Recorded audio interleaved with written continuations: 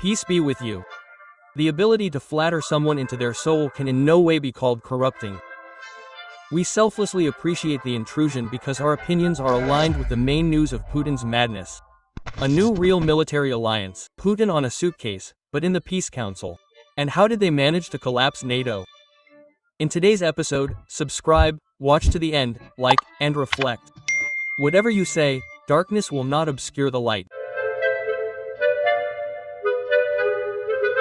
At the beginning of the episode, I would like to share a comment from a subscriber. He says that when the Ukrainian army entered the Kursk People's Republic, they needed to quickly rewrite the Ukrainian constitution and include the Kursk region, district, anything they wanted, in the Ukrainian constitution. He says, then the world would have laughed, and the moth would have eaten its suitcase. And I'll tell you more, the moth wouldn't have simply eaten the suitcase and the world would have laughed. They could have, just like Putin did today, come and say, wait, we have it written into the constitution, it's written into the constitution, after all. What's the problem with us? Let's decide something, like, let them give us Donbass, and we'll give them the Kursk People's Republic. Quote, well, according to the law.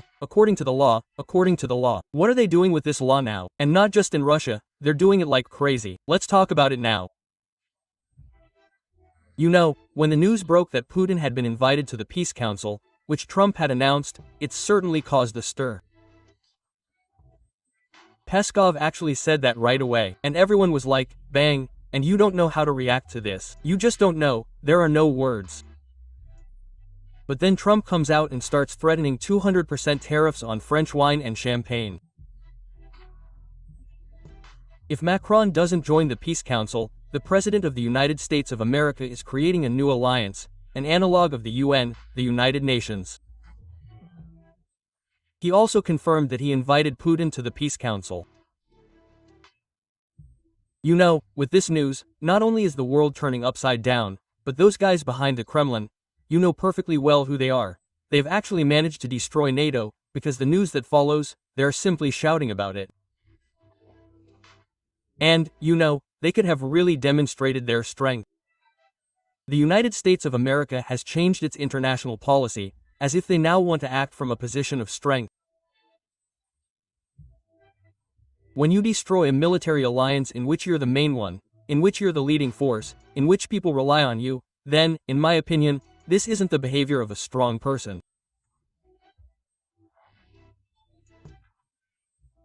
When the entire Western understanding of the history of this world collapses, when you start imposing sanctions on your own allies, on wine and champagne, again, let's always leave a small percentage for some geopolitical games. In the end, this was the plan. But judging by what's happening on the international stage, and elsewhere, when you destroy the weak, and it turns out that with the war in Ukraine, the West has shown itself to be weak. And you're finishing it off, destroying it, there's no trace of force here. It would have been possible, as Trump says, to ask who will be in this Peace Council. Who will be there? Putin, come on. Xi Jinping, Modi, Kim Jong-un, Macron. It turns out Zelensky was invited. Zelensky is considering whether to join this Peace Council or not. He's trying to gather everyone together, and it turns out the council is supposedly strong. Whoever is stronger is right. This is the era we're entering. Indeed, Lavrov mentioned this. I think we'll comment further, because it's a completely different story. But in fact, there's no strength here. It's weakness, because those who planned all this and who fed the Kremlin, like, come on, we'll give you money, we'll give you weapons, we'll supply you with drones illegally, just fight in Ukraine, split these guys up. And, you know, to some extent, at least for now, if everything they're saying is actually implemented, that's not strength, it's a disgrace and a failure.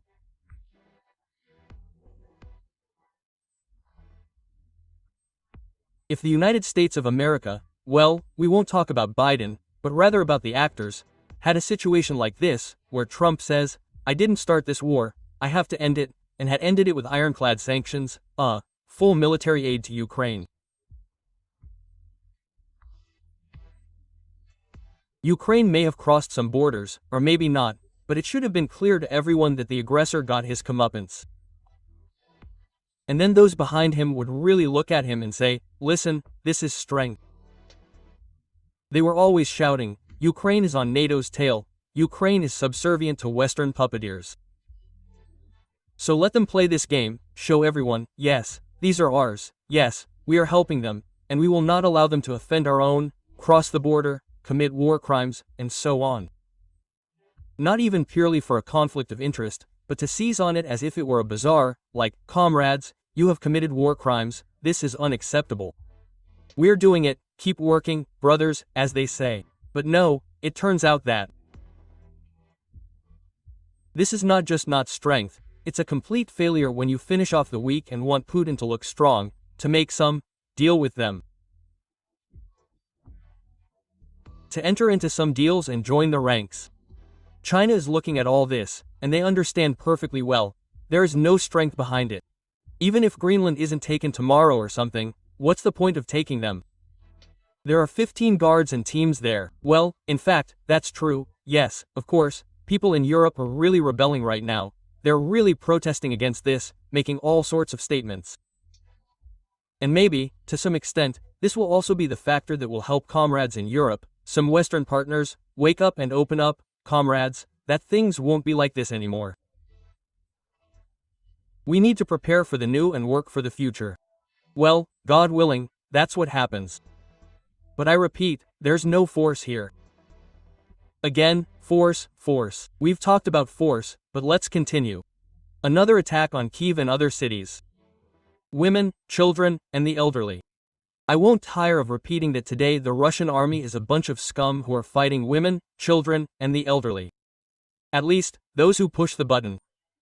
You're simply plunging women, the elderly, and children into darkness. You're terrorizing them, in order to what?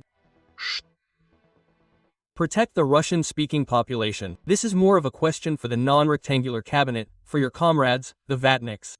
Okay, so thousands, hundreds of thousands of people will be left there without light, without heat. That way, victory will be faster. This is protecting the Russian-speaking population. What is this? Is this a territorial seizure? No, it's simply when you can't do anything, like the second army in the world, you're left fighting women, children, and the elderly. You're helpless in every sense of the word.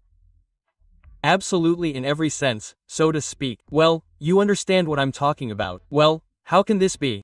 Okay, fine. You're fighting, you think Ukraine must lose, it must become yours.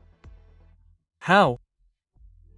This lack of light and heat for women, the elderly, and children will bring your victory closer. How? Well, explain it to me, comrades Vatniks and Zetniks, at least write me one or two arguments. Well, they don't exist. No sane person will have an answer. There might be some, about putting pressure on them, stressing them out. Society should be stressed out and putting pressure on its ruling elite. Well, that's nonsense. These things don't work that way. But no, they keep doing it. Not military facilities, not the army, nothing. Just civilian infrastructure, women, old people, and children freezing without power. That's all they can do. That's international terrorism. Openly and clearly. And when you know, if all this hadn't happened, it's clear, all these statements by Trump, all these moves and complete nonsense, everything that's been pouring out lately, but, at least something could be justified there. But when you invite him to the Peace Council, when he leaves millions of women, old people, and children without power and heat, well, how is a normal person supposed to wrap their head around this? I don't understand, maybe you understand. Well, write me in the comments. And here's why they succeeded. Oh, well, of course, Trump publishes a map with Greenland, Canada, and Venezuela as part of the United States of America. And what, I read this news, and my first thought was, I have a feeling that some kind of Molotov-Ribbentrop pact will have to be signed only between America and China. Where will they stupidly divide Europe like this? I don't know along what borders. Logically, of course, this demarcation line should run through Russian territory, well, purely in terms of volume, in terms of scale. How they are going to do this, I don't know, but I have this premonition of some kind of disaster. Well, it really is at the start. Even the Chinese have lost it. They say, enough, Stop threatening us with the seizure of Greenland, stop threatening us. We are not going into this Greenland. Quote, yes, they are planning to do it everywhere. Everywhere in Ireland. That's not the question. To what extent this is being done is, well, so stupidly. And at the same time, they simply managed to collapse NATO. God willing, not completely, but NATO has restricted the United States' access to intelligence because of the situation in Greenland. That is, they are no longer sharing intelligence. Some will say, well, that's nonsense. No, it's not nonsense. These are the first steps toward a very significant cooling of relations. And given that today representatives of Denmark and other European countries are openly saying such things from the podium about Washington that, oh, comrades, well, frankly, excuse me, the situation is really getting worse with each passing day. But there are two positive aspects. First, in the European Union, well, those who are smart are considering creating a new military alliance with Ukraine, but without the participation of the United States. To some extent, this is a real problem, and it means collapse. This is the collapse that has resulted from such statements and incomprehensible actions. Instead of putting the criminal in his place, we'll squeeze the weak. And the following situation arises. Indeed, even if people were to create this alliance, no matter how you spin it, Ukraine and Russia, militarily speaking, are currently unrivaled in Europe. For one simple reason. 4 years of war, as they say, don't drink away your experience. It really does work. And it could come to this. Various geopolitical, tectonic plates will begin to shift, overlap, and new alliances will form. Whether this is a bad thing, I don't know, but in any case, the policy that the non-rectangular cabinet is currently pursuing, well, you can't really call it anything special. Well, no matter which angle you approach it from, it doesn't smell strong. And another pleasant thing, more precisely, is the glimmer of common sense that still remains among our Western partners. Europe will always support Ukraine until a just and lasting peace is achieved. This was stated by the head of the European Commission, Ursula von der Leyen. Why is this a welcome development? Yes, because there are still some people who understand that surrendering Ukraine is a loss for the West. Everything will collapse, it will be a house of cards. The Europeans and Americans will have to clean up the mess. Well, you can't sit back, because China is standing and waiting. China is standing and waiting. Of course, China depends on America, 100% and all its money, because it's all for sale in the West. But there are many other types of confrontations that are already underway today, and some that aren't yet, but they are on the horizon. Wait, if this bald guy can get away with it, with a ruined economy, with a disgraced army, why can't China, with its great economy and truly powerful army, do the same? It's a question no one has an answer to. That's why Europeans understand that if Ukraine falls, everything will fall. Why this isn't understood outside the rectangular cabinet, I honestly don't know. Lavrov gave a big press conference there and talked about the achievements of the Russian Foreign Ministry in 2025. It's true, there's shame upon shame, and Putin understands this, which is why he often doesn't get up and laugh. But here he is, saying, all the rules on the world stage have been crossed out. It's a game of might makes right. Quote, and, you know, you can agree with him on some level. We won't even mention the fact that these very comrades violated all legal and international rights, invaded a foreign state, and committed a bunch of war crimes. Prigozhin said this several years ago. We won't even mention it, but in fact, they're playing along with him from the non-rectangular cabinet right now, because it turns out, yes, might is right. And I can do anything. Really, do you understand what the big difference is? You must understand. The United States of America is, after all, the United States of America, where there is a rotation of power. And the army and economy are not like those of the Russian Federation. There's parity with China, yes, but not with Russia. And if necessary, everything will be switched and changed. It's just that in the Kremlin, I think some people still don't understand that they can be sacrificed at any moment. At any moment.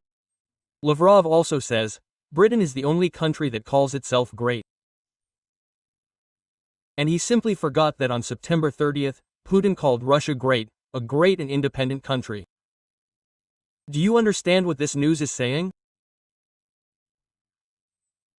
They've become so brazen, they don't even bother preparing reports. They simply don't bother to Google what he's talking about. As if Great Britain even calls itself a great country. He doesn't even understand what they just recently obsessed over. They don't even bother reading because, who cares, the rabble won't check anyway. They'll just eat it, watch it, and move on, as they say, happy, because back then they were told they were great, and now we're humble, because, well, Great Britain calls itself great, and we're humble. We're just Donbass, Luhansk, Zaporizhia, Kherson, Odessa, cry. We're humble. Maxim, all they talk about is peace talks, and against that backdrop are horrific images of fields literally strewn with the corpses of soldiers. What's going on? What's your take? Unfortunately, we have a completely consumerist attitude toward the infantry. Unfortunately, that can't be true. Although why, unfortunately, if it's always been like this, women will give birth to more. It's a saying. It didn't just happen yesterday or the day before. It's been around for hundreds of years. We have a situation where even in relatively normal organisms, for example, one of the key methods of support is, for example, scaffolding on a strong point, carrying anti-tank mines, using hands and feet. That sounds crazy, but we have a very sharp approach to how it should work. Well, a person runs with a heavy mine, or with a backpack full of explosives, for example, they throw it onto, say, a dugout. It's like they trained dogs in the Great Patriotic War, and now people do it here. And here people do it en masse. Why is the video important? When I tell the story, it's one story. Then there are some Western journalists or someone else, that's another story. And when the Zetas themselves tell you, comrades, you understand, these aren't just mere assaults, it's like, no longer true.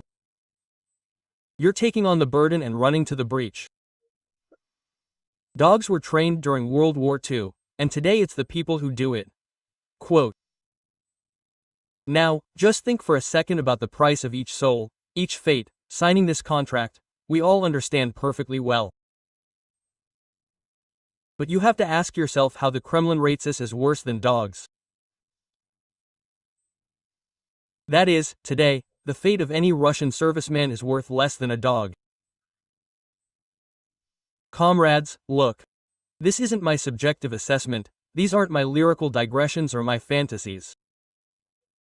You're being told by people from the Zeta community, who simply understand what's going on, who see it, and who give, well, even in this matter, a more or less correct, adequate assessment.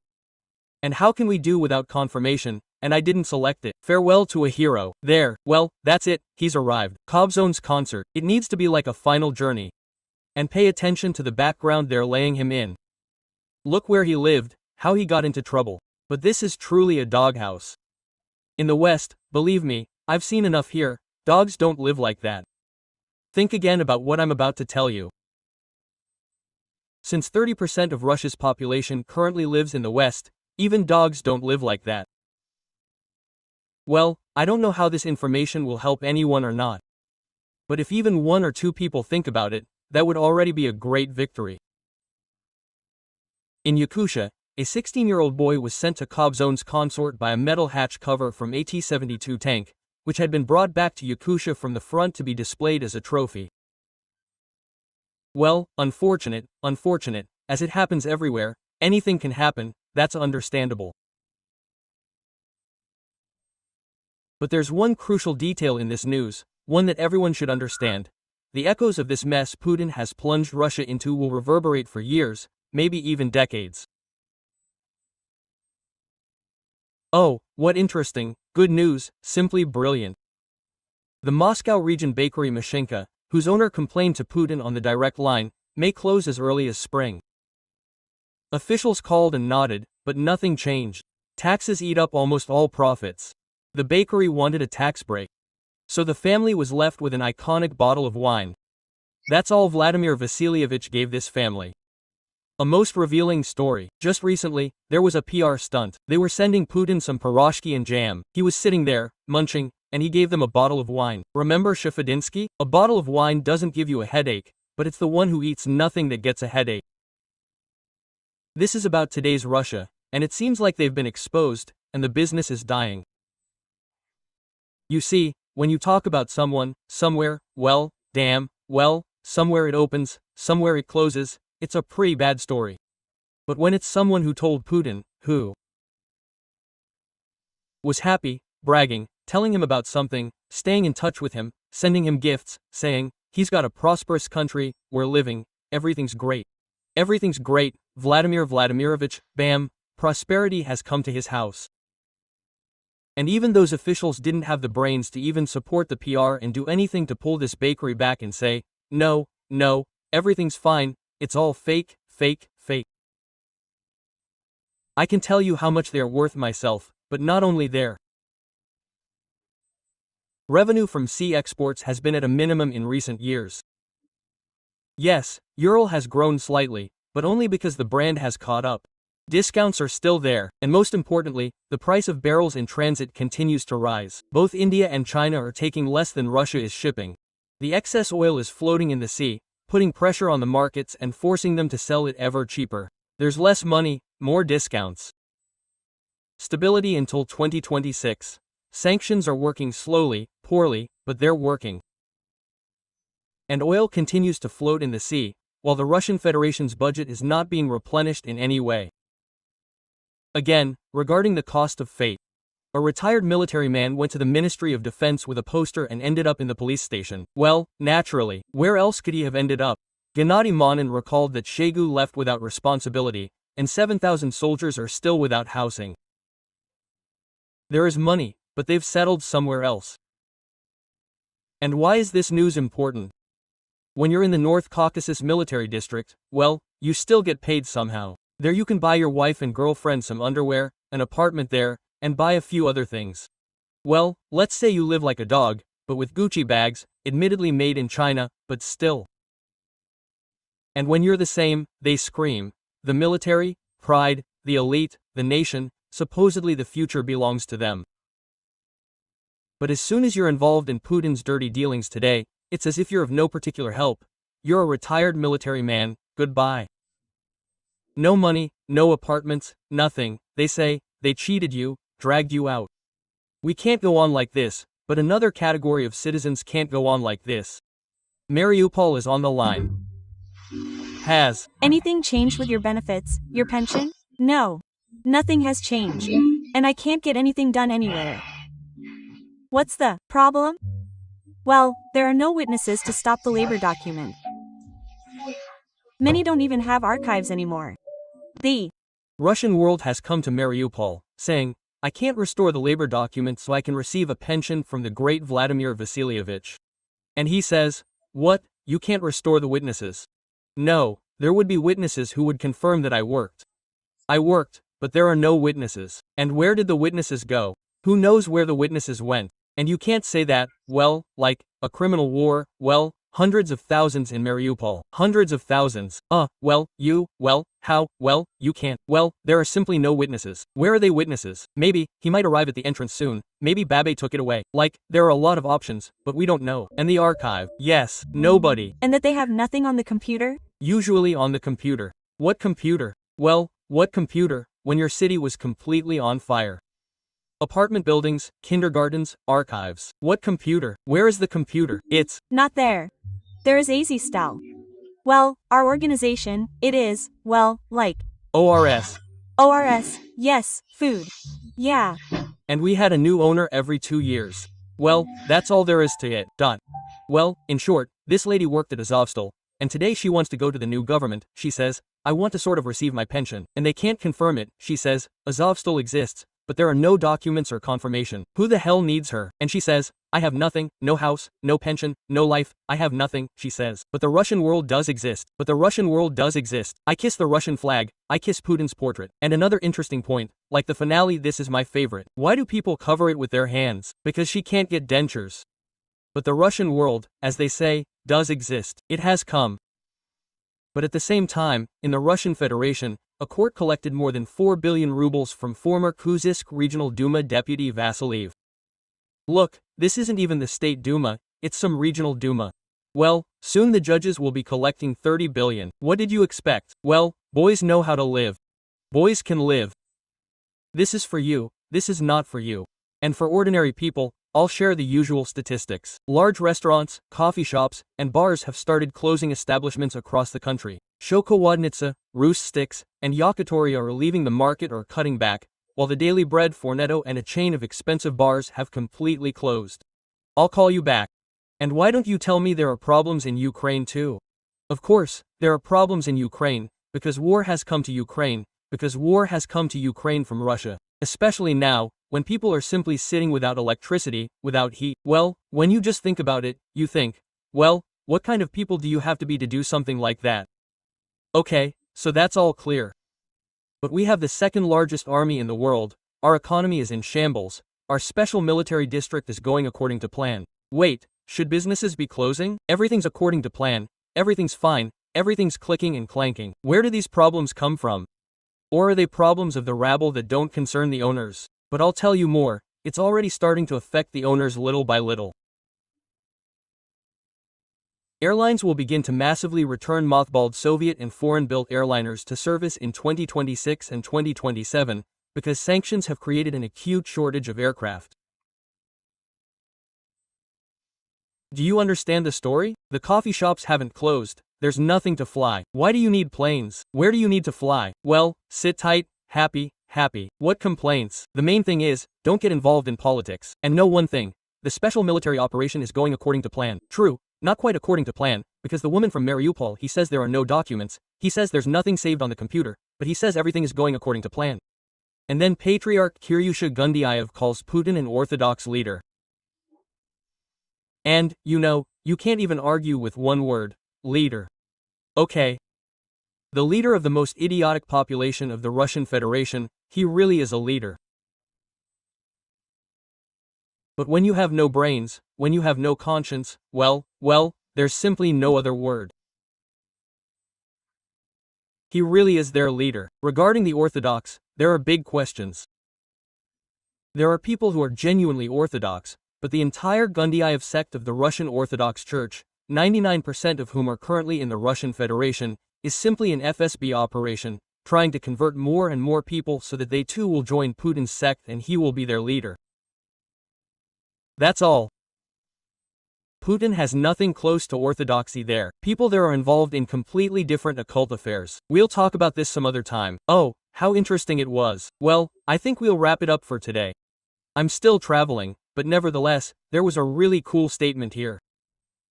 It was, of course, a few days ago, but simply brilliant. 3 thoughtfulnesses. The head of the Ministry of Finance studied all these examples. Finance, accounting. One of the first professions to be eliminated, as they say. All the same, when you're creating a budget, you need a soul. Not a single artificial one.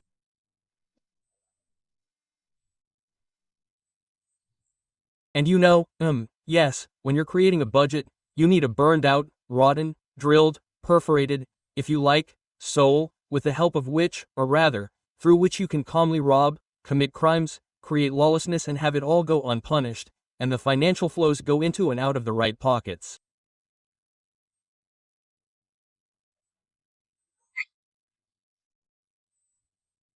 Well, so that the cattle don't guess anything, because if they do, they're afraid.